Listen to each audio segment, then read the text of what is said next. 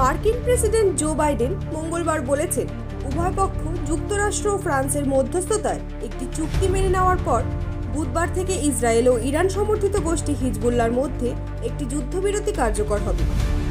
চুক্তিটি Israel Lebanese সীমান্ত জুড়ে একটি সংঘাতের অবসানের পথ পরিষ্কার করেছে, যা গত বছর গাজা যুদ্ধের দ্বারা প্রজ্বলিত হওয়ার পর থেকে হাজার হাজার লোককে হত্যা করেছিল।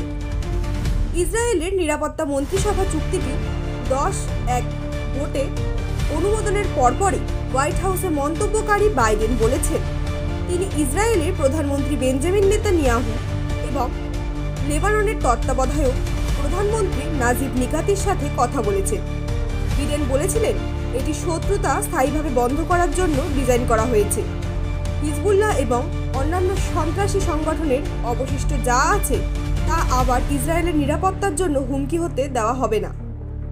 বিডেন আরও বলেন, ইসরায়েল ধীরে ধীরে 60 দিনের মধ্যে তার বাহিনী প্রত্যাহার করবে, কারণ লেবাননের সেনাবাহিনী ইসরায়েলের সাথে তার সীমান্তের কাছাকাছি অঞ্চলে নিয়ন্ত্রণে নিয়েছে, যাতে হিজবুল্লাহ সেখানে তাদের অবকাঠামো পুনর্নির্মাণ না করতে পারে।